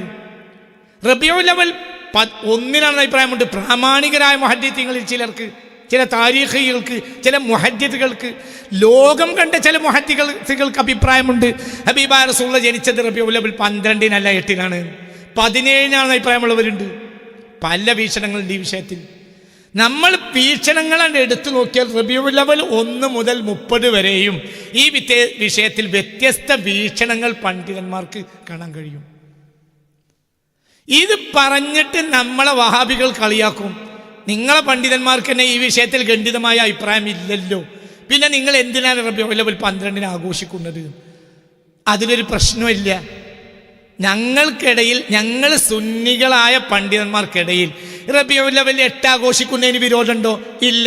റബീഉൽ അവ്വൽ 1 ആഘോഷിക്കുന്ന വിരോധമുണ്ടോ? ഇല്ല. റബീഉൽ അവ്വൽ 10 ആഘോഷിക്കുന്ന വിരോധമുണ്ടോ? ഇല്ല. റബീഉൽ അവ്വൽ 17 ആഘോഷിക്കുന്നതിൽ വിരോധമുണ്ടോ? ഇല്ല.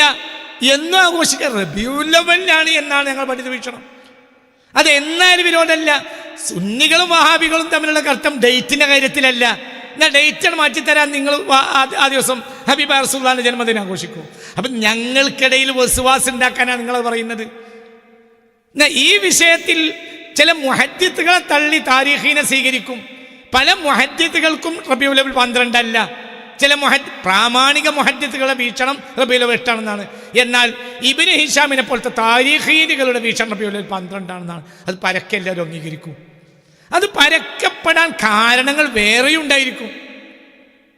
ഇതിനൊന്നും ഇസ്ലാമിനെ സംബന്ധിച്ച്, ഇസ്ലാം അത്രയും വിശാലമായ ഒരു മതമാണ്. റബീഉൽ ഹബീബായ റസൂലുള്ളാഹിയുടെ ജന്മദിനം ആഘോഷിക്കണം എന്ന കാര്യത്തിൽ ഒരു തർക്കം സുന്നികൾക്കിടയിലില്ല. ഒന്നുമില്ല. ഒരു പള്ളിയിൽ ഒരു ജമാഅത്തെ ഒരു നേരത്തെ നടത്താൻ പാടുള്ളൂ, രണ്ടാമത്തെ ജമാഅത്ത് നടത്താൻ പാടില്ല എന്നത് വഹാബി വിഷനാണ്. സുന്നി വിഷൻ അങ്ങനെയല്ല. ഒരേ മസ്ജിദുൽ ഹറാമിൽ ഒരേ സമയത്ത് ഷാഫിഈ മുസല്ലയിൽ നിസ്കാരം, മറ്റൊരു ഇമാമ് അപ്പുറത്ത് ഹനഫി മുസല്ലയിൽ നിസ്കാരം, അപ്പുറത്ത് വേറൊരു ജിഹത്തിൽ മാലിക്കി മുസല്ലയിൽ നിസ്കാരം, മറ്റൊരു സ്ഥലത്ത് ഭാഗത്ത് വേറൊരു സ്ഥലത്ത് ഹംബലി മുസല്ലയിൽ നിസ്കാരം. ഒരേ മസ്ജിദുൽ ഹറമിൽ ഒരേ സമയത്ത് 4 മുസല്ലയിൽ 4 ഇമാമികൾ, 4 ഇമാമുകൾ നിസ്കാരം. അങ്ങനെയും ചരിത്രത്തിൽ നടന്നിട്ടുണ്ട്. അതെന്താണ്? അത് ഇസ്ലാമിൻ്റെ ആ വൈവിധ്യങ്ങളുടെ അഴകാണ്. അതിനെല്ലാം ക്ഷമിക്കാൻ ഇവർക്കെല്ലാം വുളൂയിലും കുളിയിലൊക്കെ വ്യത്യസ്തമായ അഭിപ്രായങ്ങളുണ്ട്. അത് ഇസ്ലാമിൻ്റെ അഴകാണ്. എന്നാൽ എല്ലാവർക്കും നബി ഒന്നാണ്, എല്ലാവർക്കും ഖുർആൻ ഒന്നാണ്, എല്ലാവർക്കും ഹദീത്ത് ഒന്നാണ്. എന്നാൽ അടിസ്ഥാനങ്ങൾ എല്ലാവർക്കും തന്നെയാണ്. എല്ലാവർക്കും അടിസ്ഥാനം ഒന്നാണ്. ളുഹ്ർ 4 കാര്യത്തിൽ, സുബഹി 2 കാര്യത്തിൽ, അതേപോലെ തന്നെ അസ്ർ 4 കാര്യത്തിൽ, മഗ്രിബ് 3 കാര്യത്തിൽ, ഇശ 4 കാര്യത്തിൽ ഒരു തർക്കവും ഈ ഉലമാക്കൾക്കിടയിലില്ല. അസ്ലിൽ ഒരു അഭിപ്രായ വ്യത്യാസമില്ല. അതേ സമയത്ത് പല കാര്യങ്ങളിൽ അഭിപ്രായ വ്യത്യാസമുണ്ട്. അത് നേരിയ അതുകൊണ്ട് അത് ശരീഅത്തിന്റെ അടിസ്ഥാന ശരീഅത്തെ ഒരിക്കലും ബാധിക്കാത്ത കാര്യങ്ങളുമാണ്. ഉദാഹരണം അഖീദ എന്നാൽ ഇരുമ്പൊലൊക്കെ പോലെ നിൽക്കേണ്ട സാധ്യതയല്ലേ? വിശ്വാസപ്രമാണല്ലേ? എന്തുകൊണ്ടാണ് അഖീദ 2 വീക്ഷണം വന്നത്? അശ്അരിയ്യത്ത് മാതുരിദിയ്യത്ത്. എന്തുകൊണ്ട്? ഡാറ്റ 1, ഖുർആൻ 1, അത് 2 വീക്ഷണമുണ്ട്. എന്തുകൊണ്ട്? എത്ര പഠിച്ചാലും ദൈവശാസ്ത്രം തീരൂല. എന്താലും കുല്ലുമാ ഖതറ ബിബാലിക ഫല്ലാഹു ലൈസ മിസ്ലഹു. അത് പഠിച്ചാൽ തീരാത്ത വിഷയമാണ്. അപ്പോൾ പണ്ഡിതന്മാർ എത്തിച്ചേർന്നതിൻ്റെ പരമാവധിയാണ്. ഹബീബായ നബി സല്ലല്ലാഹു അലൈഹി വസല്ലം തങ്ങൾ ദൈവശാസ്ത്രത്തിൽ പറഞ്ഞിട്ടുള്ള കാര്യങ്ങളെ വ്യക്തമായി മനസ്സിലാക്കിയെടുക്കുക എന്നുള്ളത് അത്രയും പ്രയാസകരമായ കാര്യവുമാണ്. അപ്പോൾ അഖീദ 2 രൂപത്തിലായി.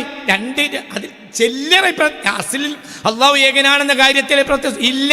മലക്കുകളുടെ അഭിപ്രായ വ്യത്യാസമുണ്ടോ? ഇല്ല. അതിലൊന്നും അഭിപ്രായ വ്യത്യാസമില്ല. എന്നാലും നേരിയ വ്യത്യാസം ചില വിഷയങ്ങളിലുണ്ട്. അത് ഇസ്ലാം ഒരു ഫാഷിസമല്ല. ഒരു ഇരുമ്പോലൊക്കെ തന്നെയാകണമെന്ന വാശി ഇസ്ലാമിനില്ല. സ്വഹീഹുൽ ബുഖാരിയിൽ തന്നെ 2 ഹദീത്ത്, രണ്ടും 100% സ്വഹീഹ്, 100% സ്വഹീഹ്. ഞാൻ 2 ഹദീത്ത് വായിക്കാം. ഇത് ഒരു വൈരുദ്ധ്യവുമില്ല ഇതിനിടയിൽ. 100%. നീ വ്യത്യസ്ത വീക്ഷണം പറഞ്ഞാൽ പണ്ഡിതന്മാർ കേൾപ്പുള്ളവർ. ഞാൻ പണ്ഡിതനല്ല, എൻ്റെ ഗവേഷണമല്ല, ഞാൻ പണ്ഡിതന്മാരുടെ അഭിപ്രായത്തെ ഗവേഷണം ചെയ്യാണ്. പണ്ഡിതന്മാരുടെ ആറാളുകൾ, അഭിപ്രായങ്ങൾ ഈ വിഷയത്തിൽ പുതിയ കാലഘട്ടത്തിൽ അങ്ങനെ നമ്മൾ ചെയ്യേണ്ടി വരും. അതിൻ്റേതായ ചില ഗുണങ്ങളുണ്ടെന്ന് നിങ്ങൾക്ക് പിന്നീട് ബോധ്യപ്പെടും. ഇപ്പോൾ എന്തുകൊണ്ടാണ് ഞാനത് ചെയ്തത് എന്ന് നിങ്ങൾക്ക് പിന്നീട് ബോധ്യപ്പെടും. അത് കാലഘട്ടത്തിന് അനിവാര്യതയാണ്. ചെയ്തേ മതിയാകൂ. അത് എൻ്റെ ഗവേഷണമല്ല, പണ്ഡിതന്മാരുടെ ആറാളുകൾ, ഗവേഷണങ്ങളെ ഞാൻ അവലംബിക്കുകയാണ്. അവർ ഒരിക്കലും യുക്തിവാദിയല്ല. അവർ ചേകനൂരല്ല, എന്നെ ചേകനൂർ എന്ന് പറഞ്ഞോ. അതേസമയത്ത് ഹംസ യൂസുഫ് ചേകനൂരാണ് നീ പറയൂ. അവരൊക്കെ ഖദിയാനി. അതെന്തായി പറയുന്നത്? ബഹുമാനപ്പെട്ട സ്വഹീഹ് ബുഖാരിയിലെ ഒരു ഹദീസ്, ഹബീബായ നബി സല്ലല്ലാഹു അലൈഹി വസല്ലം നുബുവത്തിന് ശേഷം ഹിജ്റക്ക് മുമ്പ് എത്ര വർഷം മക്കയിൽ ജീവിച്ചു, എത്ര കൊല്ലം മദീനയിൽ ജീവിച്ചു. ഈ വിഷയത്തിൽ ഒന്നിലധികം റിപ്പോർട്ടുകൾ സ്വഹീഹ് ബുഖാരിയിൽ കാണാം. എന്നാൽ 100% ഈ 2 ഹദീസും സ്വഹീഹാണ്. ഈ വ്യത്യസ്തമായ 2 ഡാറ്റാസും 100% സ്വഹീഹാണ്. ഒരു ദഈഫ് ഇല്ല, അഭിപ്രായക്കേടും ഈ വിഷയത്തിലില്ല. ഞാൻ ഹദീസിനെ ഇങ്ങനെ വായിക്കാം.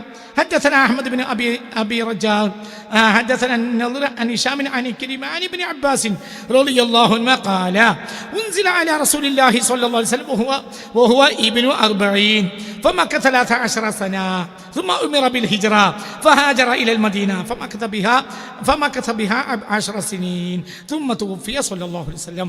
ഇപ്പോൾ സ്വഹീഹ് ബുഖാരിയുടെ ഹദീസാണിത്. ആരാണ് ഈ ഹദീസ്, ആര് വഴിയാണ് ഈ ഹദീസ് ഇമാം ബുഖാരിക്ക് കിട്ടുന്നത്? മഹാനായ ഇബ്നു അബ്ബാസ് റളിയല്ലാഹു അൻഹു വഴിയായി റളിയല്ലാഹു അൻഹുമ അവർ പറയാണ് എന്ത്? ഹബീബായ നബി സല്ലല്ലാഹു അലൈഹി വസല്ലം തങ്ങൾക്ക് ഉൻസില അലാ റസൂലില്ലാഹി സല്ലല്ലാഹു അലൈഹി വസല്ലം വഹുവ ഇബ്നു 40 40 വയസ്സായപ്പോൾ ഫമക്കസ ഹബീബായ റസൂലുള്ളാഹിക്ക് നുബുവത്ത് കിട്ടി. ഫമക്കസ 13 സന പിന്നെ മക്കയിൽ നബി സല്ലല്ലാഹു അലൈഹി വസല്ലം 13 വർഷം ജീവിച്ചു. സുമ്മ ഉമിറ ബിൽ ഹിജ്റ പിന്നെ ഹിജ്റ കൽപ്പന വന്നു. ഫഹാജറ ഇലൽ മദീന അങ്ങനെ മദീനയിലേക്ക് ഹിജ്റ പോയി. ഫമക്കസ ബിഹാ 10 സിനീൻ എന്നിട്ട് മദീനയിൽ 10 വർഷവും ജീവിച്ചു. അതായത് മക്കയിൽ 13 വർഷം നുബുവത്തിന് ശേഷം പിന്നെ മദീനയിൽ 10 വർഷവും സുമ്മ തൂഫിയ സല്ലല്ലാഹു അലൈഹി വസല്ലം പിന്നെ റസൂലുള്ളാഹി വഫാത്തായി. അപ്പോൾ ആദ്യം മക്കയിൽ 40 വയസ്സിൽ നുബുവത്ത് കിട്ടി. പിന്നെ മദീനയിൽ മക്കയിൽ 13 അപ്പോൾ 53 പിന്നെ മദീനയിൽ 10 അപ്പോൾ 63 അപ്പോൾ അങ്ങനെ റസൂലുള്ളാഹി വഫാത്തായി. ഇത് ഇബ്നു അബ്ബാസ് റളിയല്ലാഹു അൻഹു വഴി കിട്ടിയ ഒരു ഡാറ്റ. അങ്ങനെ തന്നെ സ്വഹീഹ് ബുഖാരി ഇമാം ബുഖാരി തങ്ങൾ രേഖപ്പെടുത്തിയിട്ടുണ്ട്. ഇനി മറ്റൊരു ഹദീസ് അതേ സ്വഹീഹ് ബുഖാരി 100% സ്വഹീഹാണ്, 100% സ്വഹീഹാണ്. എന്താണ് അതിലുള്ളത്? അതിൽ 10 എന്നാണ്, 13 എന്നല്ല, വേറെയാണ്. എന്നാ സ്വഹീഹല്ലേ? 100% സ്വഹീഹാണ്. سمعت أنس بن مالك عن ربيعة بن أبي عبد الرحمن قال سمعت أنس بن مالك يصف النبي صلى الله عليه وسلم എന്ന് പറഞ്ഞ് അവിടെ പറയുന്നത് ഉൻസില അലൈഹി ഹബീബ റസൂലുള്ളാഹിക്ക് നുബുവത്ത് കിട്ടി. വഹുവ ഇബ്നു 40 അന്ന് 40 വയസ്സാണ്. ഫമക്കസ ബിമക്കത 10 സിനീൻ യുൻസലു അലൈഹി നുബുവത്ത് ഹബീബ റസൂലുള്ളാഹിക്ക് ഖുർആൻ ഇറക്കി കിട്ടിക്കൊണ്ട് തന്നെ നബി സല്ലല്ലാഹു അലൈഹി വസല്ലം മക്കയിൽ 10 വർഷം ജീവിച്ചു. വബിൽ മദീനത്തി 10 സിനീൻ മദീനയിൽ 10 കൊല്ലവും മക്കയിൽ 10 കൊല്ലവും മദീനയിൽ 10 കൊല്ലവും. അപ്പോൾ ഹദീസിന്റെ ശരീരം നമ്മൾ നോക്കും മക്കയിൽ 10 കൊല്ലവും മദീനയിൽ 10 കൊല്ലവും. എന്നിട്ട് എന്ന് പറഞ്ഞ ഹബീബ റസൂലുള്ളാഹി 10 കൊല്ലം നുബുവത്ത് കിട്ടി. പിന്നെ 10 കൊല്ലം മക്കയിൽ പിന്നെ 10 കൊല്ലം മദീനയിൽ എന്നാണ് പറയുന്നത്. അപ്പോൾ ഈ ഹദീസ് ഇതിൻ്റെ പ്രത്യക്ഷമാണ് വായിക്കുമ്പോൾ ഇതാണ് ഡാറ്റ. സ്വഹീഹല്ലേ? 100% സ്വഹീഹാണ്. പക്ഷെ അത് ഇൻഫർമേഷൻ അല്ല. അത് ആ ഹദീസിന്റെ ശരീരമാണ് വായിച്ച് നോക്കിയാൽ അത് ഇൻഫർമേഷനായി പണ്ഡിതന്മാർ കണക്കാക്കൂല. ഇമാം ബുഖാരിക്ക് തന്നെ അത് ഇൻഫർമേഷൻ അല്ല. അപ്പം അതായത് നുബുവത്ത് 40 പിന്നെ മക്കയിൽ 10 മദീനയിൽ 10 അപ്പോൾ 10 10 20 അപ്പോൾ 60 വഫാത്തായി എന്നാണ് പ്രത്യക്ഷത്തിൽ കാണുന്നത്. അങ്ങനെയാണ് പ്രത്യക്ഷത്തിൽ ഹദീസിന്റെ മത്തൻ അങ്ങനെയാണ്. എന്നാലോ ഇമാം ബുഖാരിക്ക് അങ്ങനെ അഭിപ്രായമുണ്ടോ? ഇല്ല. ഇത് കളക്ഷൻസ് ആണ്. ഇത് ഇമാം ബുഖാരിയുടെ അഭിപ്രായമല്ല. ഒരു കാര്യം കളക്ഷൻ. പിന്നെ എന്തുകൊണ്ടാ കളക്ഷൻ? ഇമാം ബുഖാരി നമ്മളല്ല, ഇമാം ബുഖാരി പക്ഷപാതിയല്ല. നേരായി കിട്ടിയ സത്യസന്ധമായ വിജ്ഞാനം അത് 100% സത്യസന്ധമാണെന്നിരിക്കവേ അത് സ്വഹീഹുൽ ബുഖാരി രേഖപ്പെടുത്തുക തന്നെ ചെയ്യും. ഇത് 100% സത്യമായ ഹദീസാണ്. ഇതിൽ യാതൊരു തർക്കമല്ല. ഇനി ഇത് ഇൻഫർമേഷൻ ആയിട്ട് വിവിധങ്ങളായ വിശകലനം പ്രോസസ്സിങ് കഴിഞ്ഞ് അതിനെ ഇൻഫർമേഷനായി രൂപപ്പെടുത്തേണ്ടത് പണ്ഡിതന്മാരാണ്. അപ്പോൾ അത് 63 പറയും. ഇതിലൊന്നും ഒരു പ്രശ്നവും ഇല്ല. പണ്ഡിതന്മാർക്ക് അവിടെ നമ്മൾ വഴി വിട്ടുകൊടുക്കന്നെ വേണം. ഒരിക്കലും ഡാറ്റ അവസാനത്തെ ഇൻഫർമേഷൻ അല്ല. പണ്ഡിതന്മാർക്ക് ഇതിലൊക്കെ നമ്മൾക്ക് ഇനി പൊതുവായ അഭിപ്രായത്തിന് എതിരഭിപ്രായം പറഞ്ഞൂടെ? പണ്ഡിതന്മാർക്ക് പറയാ. പൊതുവായി അറിയപ്പെട്ട ഡാറ്റാസിന് എതിര് പറഞ്ഞൂടെ? പറയാ. അപ്പോഴത്തിന് ചേകനൂരെന്ന് വിളിക്കാം. എന്തോർത്താണ് ഈ പറയുന്നത്? ഞാൻ ഉദാഹരണം പറയാം. നമ്മളെല്ലാവരും ബഹുമാനിക്കുന്ന നമ്മുടെ മലയാളക്കരയിൽ ഇന്ന് ജീവിച്ചിരിക്കുന്ന കാര്യങ്ങൾക്കൊക്കെ വ്യക്തത വരുത്തി പറയാൻ കഴിയുന്ന പണ്ഡിതന്മാരിൽ, നമ്മുടെ പാരമ്പര്യ പണ്ഡിതന്മാരിൽ വളരെ പ്രധാനപ്പെട്ട ഒരു പണ്ഡിതൻ ഈ കഴിഞ്ഞ റബീഉൽ അവ്വലിൽ ഒരു അഭിപ്രായം പറഞ്ഞല്ലോ. പൊതുവായ അഭിപ്രായത്തിനും പൊതുവായ ഡാറ്റാസിനും എതിരായി പറഞ്ഞു. എന്താ അദ്ദേഹം പറഞ്ഞത്? അതായത് റബീഉൽ അവ്വൽ 12 സുബഹയ്ക്ക് മുമ്പ് ജനങ്ങളെ ഉറങ്ങാൻ സമ്മതിക്കാത്ത വിധത്തിൽ പള്ളികളിൽ നിന്ന് മുഴുവനും മൈക്ക് പുറത്തേക്ക് ഇട്ടിട്ട് മൗലൂദ് ചൊല്ലി ജനങ്ങളെ ബുദ്ധിമുട്ടാക്കുന്ന രീതി ശരിയല്ല. നബി സല്ലല്ലാഹു അലൈഹി വസല്ലമ തങ്ങൾ ജനിച്ചത് സുബഹയ്ക്ക് മുമ്പല്ല, സുബഹയ്ക്ക് ശേഷമാണ്. ഇത് പൊതുവായ തീരുമാനത്തിനെതിരല്ലേ? ആണ്. പൊതുവായ ഡാറ്റസിനെതിരല്ലേ? ആണ്. ആ പണ്ഡിതനത് പറഞ്ഞൂടെ? പറയാ. അദ്ദേഹത്തിന് നമ്മൾ ചേകനൂരിൽ നിന്ന് വിളിച്ചോ? ഇല്ല, അദ്ദേഹത്തിന് ചേകനൂർ വിളിക്കാൻ പറ്റൂല. പൊതുവായ അഭിപ്രായത്തിനെതിരെ അഭിപ്രായം പറഞ്ഞൂടെ? പറയാലോ. ഈ പണ്ഡിതനെ നമ്മൾ കാദിയാനിന്ന് വിളിച്ചോ? ഇല്ല. അങ്ങനെ വിളിക്കാൻ പറ്റുമോ? അത് പറ്റൂലല്ലോ. കാര്യം വളരെ ഗൗരവമായി നിങ്ങൾ ഈ വിഷയം ചിന്തിക്കണം. ഇത് ഏതോ അറബ് ലോകത്തെ യുക്തിവാദികളെ തലയിൽ രൂപപ്പെട്ടതാണ് എന്ന് പറയാൻ പറ്റുമോ? ആ പറഞ്ഞ പണ്ഡിതനെ നമ്മൾ അംഗീകരിക്കുമല്ലോ, ഇപ്പോഴും അംഗീകരിക്കുന്നു. നമ്മുടെ മലയാളക്കരയിൽ ഇന്ന് ജീവിച്ചിരിക്കുന്ന പ്രാമാണിക പണ്ഡിതന്മാരിൽ പല വിഷയത്തിലും അദ്ദേഹം നമ്മൾ അഭിപ്രായ വ്യത്യാസമുണ്ട്. പക്ഷെ അദ്ദേഹം ഒരു പ്രാമാണിക പണ്ഡിതൻ തന്നെയാണ്. പണ്ഡിതനെ അദ്ദേഹത്തിന് കിട്ടുന്ന ഡാറ്റാസ് അനുസരിച്ചും മറ്റുള്ള സാഹചര്യ തെളിവുകളിലേക്ക് ചേർത്ത് അദ്ദേഹത്തിന് അഭിപ്രായം രൂപപ്പെടുത്താവുന്നതാണ്.